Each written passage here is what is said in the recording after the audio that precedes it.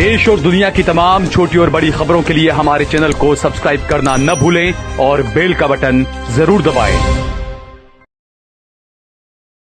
नमस्कार दोस्तों, स्वागत है आपका देश लाइव में और आपके साथ मैं हूं आशिमा त्यागी। बेहद खास मुद्दे पर हम चर्चा करेंगे जिसकी देश भर में भी चर्चा है। क्या कभी दोस्तों आपने सोचा है, गौर किया है कि दुनिया की राजनीति में असली जंग सिर्फ जमीन पर नहीं बल्कि दिमाग और कैमरों के जरिए भी लड़ी जाती है? कैसे? एक तस्वीर, एक बयान, एक टीवी रिपोर्ट, ये सब अपने आप में बड़े हथियार होते हैं। अभी हाल ही में जब प्रधानमंत्री नरेंद्र मोदी चीन में एससीओ शिखर सम्मेलन के लिए उतरे, उसमें शरीक हुए, उसी वक्त चीन के सरकारी टीवी चैनल सीसीटीवी पर एक रिपोर्ट दिखाई गई। रिपोर्ट किसी और चीज की नहीं बल्कि PL-15 मिसाइल की थी। सही सुन रहे हैं आप, वही मिसाइल जिसे पाकिस्तान ने भारत के खिलाफ इस्तेमाल करने का दावा किया था और जो भारतीय राफेल विमानों के टक्कर देने के लिए बनाई गई। अब सोचिए, क्या यह महज इत्तेफाक था या फिर मोदी और भारत को दिया गया कोई गहरा संदेश? आज हम इसी पर चर्चा करेंगे दोस्तों, लेकिन उससे पहले आप लोगों से अपील, इंसाफ की आवाज को बुलंद करने के लिए और सच्ची पत्रकारिता के लिए हमारा सहयोग करें। साथ ही डिस्क्रिप्शन में दिए गए लिंक को ओपन कर ज्वाइन बटन दबाकर आप हमसे यानी देश लाइव से सीधा जुड़ सकते हैं, ताकि संवाद का ये सिलसिला है वो बदस्तूर यूं ही चलता रहे और देश लाइव आपके सामने सच लाता रहे दोस्तों। तो चलिए आज के विषय पर वापस लौटते हैं। PL-15 मिसाइल का असली मतलब क्या है, सबसे पहले इस पहलू पर ध्यान देते हैं। PL-15 मिसाइल कोई साधारण मिसाइल नहीं है, इसे गेम चेंजर कहा जाता है। गेम चेंजर, ये बियॉन्ड विजुअल रेंज यानी एयर टू एयर मिसाइल है, यानी ये अपने लक्ष्य को 200 किलोमीटर से भी ज्यादा दूरी से मार सकती है दोस्तों। चीन इसे दुनिया के सबसे एडवांस हथियारों में गिनता है। पाकिस्तान को जब ये तकनीक मिली थी तभी उसने ये दावा किया था कि वो भारत के लड़ाकू विमानों को रोक सकता है। इसकी ताकत आप समझिए, और भारत के लिए ये हमेशा एक चिंता रही है, यही मिसाइल PL-15। अब जब चीन ने उसी मिसाइल को डॉक्यूमेंट्री मोदी की यात्रा के समय चलाई तो ये कोई टाइमिंग की गलती नहीं थी बल्कि एक सुनियोजित रणनीति। सही आपने सुना है कि एक पूरा स्ट्रैटेजिक ये रणनीति थी। और अब आते हैं आज की चर्चा के दूसरे पहलू पर, यानी दूसरा पॉइंट, चीन की राजनीतिक सिग्नलिंग। चीन कूटनीति में सिग्नलिंग का उस्ताद है। वो सीधे सीधे हमला नहीं करता है बल्कि संकेत देता है, इशारा करता है। ये संकेत की अंतरराष्ट्रीय स्तर पर भी जाता है और घरेलू दर्शकों तक भी पहुंचता है। मोदी के चीन पहुंचने पर PL-15 दिखाना, ये बताने की कोशिश थी दोस्तों चीन की तरफ से कि हमारी ताकत यही है और हम इसे छुपाकर नहीं रखेंगे। इसी दौरान चीन ने यह साफ कहा कि सीमा विवाद पर अब भी कोई बातचीत नहीं होगी, जिसकी उम्मीद कहीं ना कहीं की जा रही थी। तो यह केवल बयान नहीं था बल्कि भारत को उसकी हकीकत याद दिलाने की चाल थी चीन की तरफ से। अब आगे बढ़ते हैं इस चर्चा में। गोदी मीडिया का नैरेटिव, इस पर भी बात करना जरूरी हो जाता है दोस्तों। लेकिन उससे पहले आपको एक तस्वीर दिखाती हूं। आप अपने स्क्रीन पर यह तस्वीर देखिए।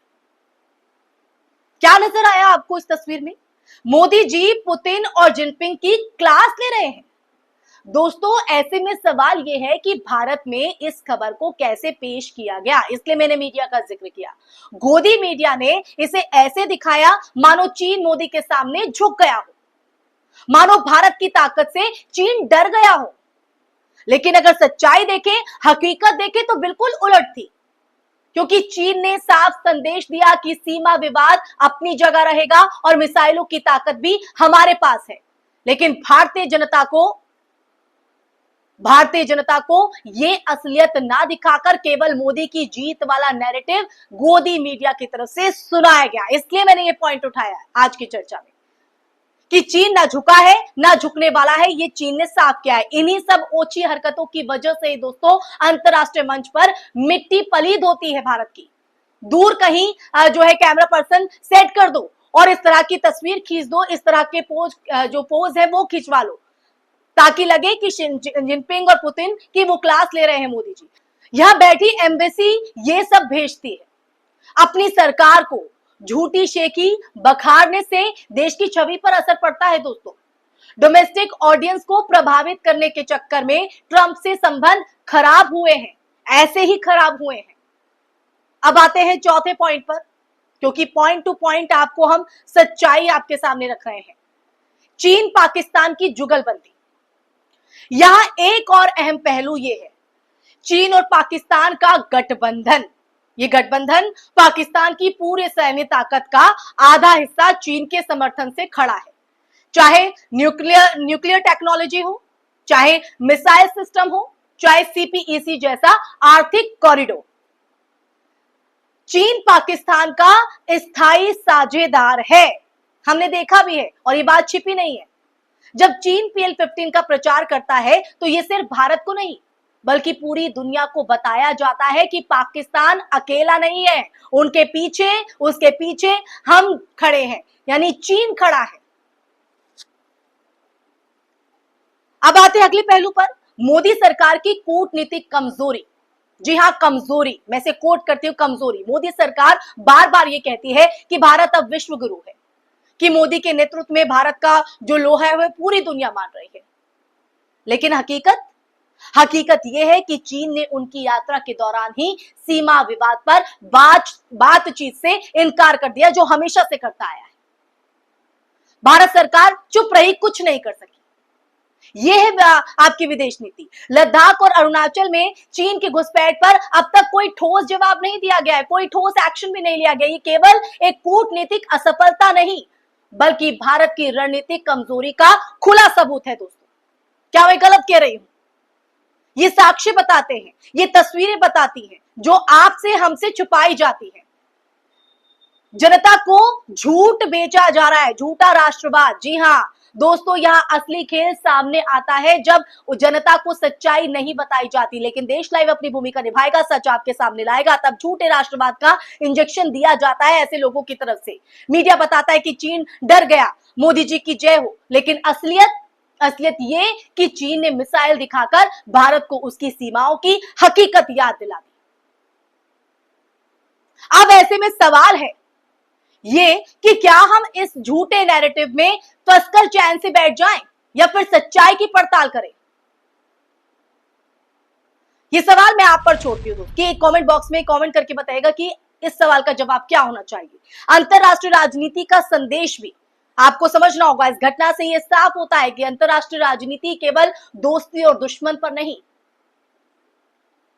दुश्मनी पर नहीं बल्कि शक्ति प्रदर्शन और संदेश देने पर भी आधारित है। चीन का यह कदम पूरी दुनिया को यह बताने के लिए काफी था कि हमारी ताकत कायम है और भारत अभी हमारे बराबर नहीं है। और भारत को यह समझना होगा कि केवल मीडिया के नैरेटिव से कूटनीति नहीं चलती है। तो दोस्तों, कहानी सिर्फ एक मिसाइल की नहीं, यह कहानी उस सच की है जिसे हमसे छुपाया गया। मोदी चीन पहुंचे, लेकिन चीन ने उन्हें असली तस्वीर दिखा दी। सीमा विवाद अपनी जगह है और हमारी मिसाइल तैयार है। यह सिर्फ डिप्लोमेसी नहीं बल्कि एक पब्लिक स्लैप था। सवाल यह है कि भारत सरकार इस थप्पड़ का जवाब कब और कैसे देगी। तो चर्चा के अंत में मैं यही कहूंगी आप लोगों से दोस्तों कि राष्ट्रवाद की चमकदार रोशनी में सच्चाई को दबाना आसान है, लेकिन दुनिया के खेल में वही टिकता है जो असलियत से आंख मिलाकर उसे स्वीकार करे। तो ये चर्चा मैं यहीं पर रोकती हूं। ये चर्चा अगर आपको पसंद आई हो, आपने तमाम बातें सुनी हो, इन बातों को सुनकर, इस चर्चा को सुनकर आपके जहन में क्या विचार हैं?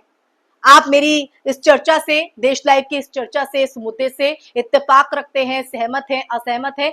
कमेंट बॉक्स में कमेंट करके जरूर बताइएगा दोस्तों, क्योंकि ये चर्चा ही नहीं है, ये असलियत है, ये हकीकत है जो हमें जाननी है, समझनी है दोस्तों।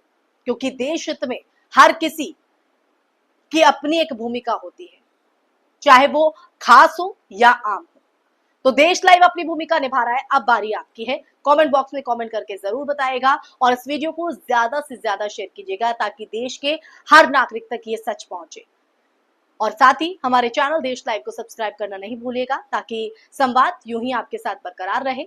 इसी के साथ आप लोगों से इजाजत लेना चाहूंगी, फिर हाजिर होंगे एक नए मुद्दे के साथ। तब तक के लिए अपना ख्याल रखें। जय हिंद, जय भारत, नमस्कार।